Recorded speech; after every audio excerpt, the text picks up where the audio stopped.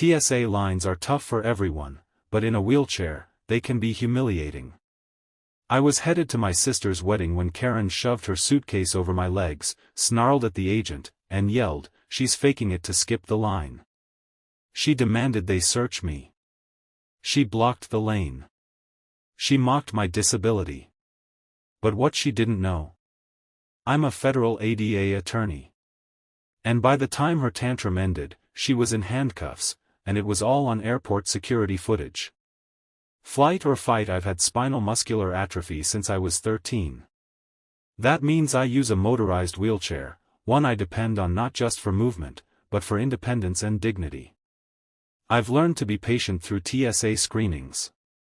I've also learned that some people hate seeing anyone bypass a line, even when it's legally required. Karen was one of those people. The airport was packed that morning, long security lines, crying kids, people on laptops pretending they weren't also panicking.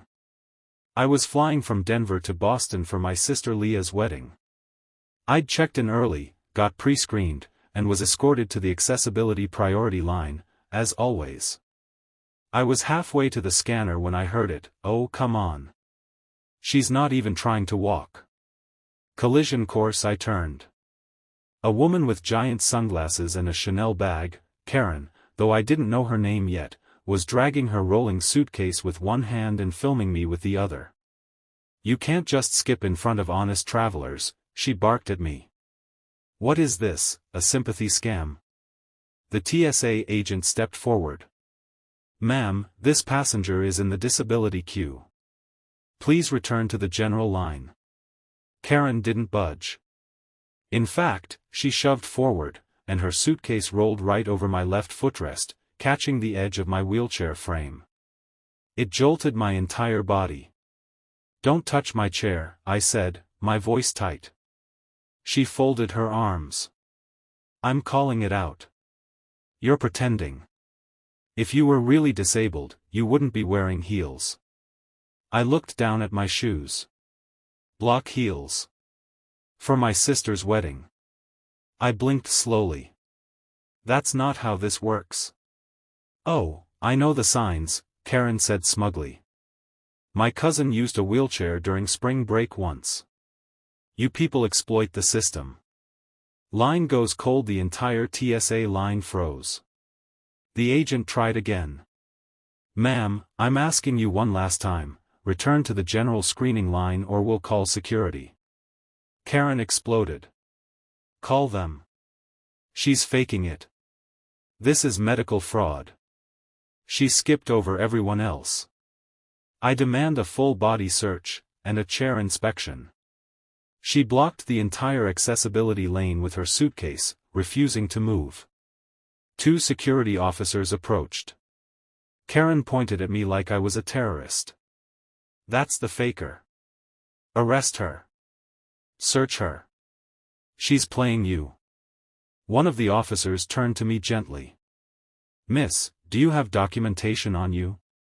I reached calmly into my side pouch and pulled out a badge.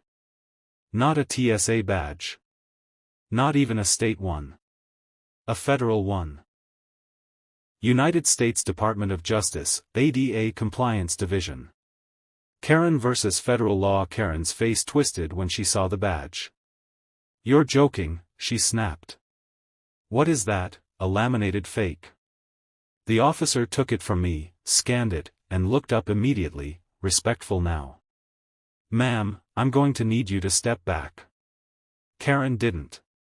She moved forward. "I want her searched. Now." "She's a liar. And you're all enabling her." Another TSA officer approached, this one higher ranking. "Sir," he said to me quietly, "can you confirm your current role?" "Yes," I said. "I'm ADA legal counsel for Region 8. I'm here for a family wedding. And this woman just publicly accused me of fraud, physically blocked my chair, and created a public disturbance targeting a disabled passenger." He turned to Karen. "Ma'am, you're being detained." "What?" "For obstruction, harassment of a disabled passenger, and possible violation of federal accessibility law under Title II. Her jaw dropped. But, this is all made up. She's just pretending to have, whatever it is. Look at her shoes. That was her final argument. Security tapes don't lie. They escorted her out of the line while she screeched about conspiracies and reverse discrimination. Passengers applauded. I mean literally applauded. Someone even muttered, "About time," while shaking their head. I was guided to a private screening area where the supervisor apologized profusely. He'd already pulled up the security footage, which showed Karen's suitcase ramming into my chair and her waving her phone in my face. "Would you like to press charges?" he asked. I paused.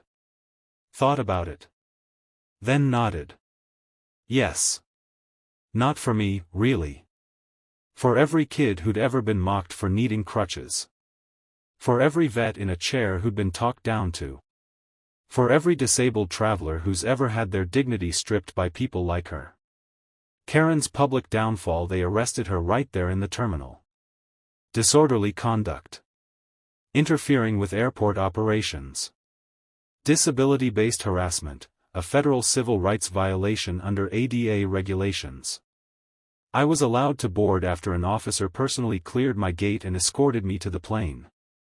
The flight attendant even upgraded me to a comfort row.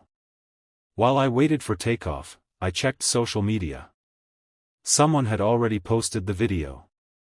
The caption? Lady Harris's wheelchair user at TSA, turns out she messed with the wrong one. It had 13,000 shares by the time we left the tarmac. By the time I landed in Boston, it was trending nationwide. Epilogue, the real seat of power. 2 months later, I got an email from my DOJ office. Karen had pleaded guilty to a misdemeanor harassment charge. Part of her sentence? She had to attend a 6-week sensitivity course on disability rights and ADA law. She also had to write me a letter of apology. It was 1 paragraph long, and barely coherent.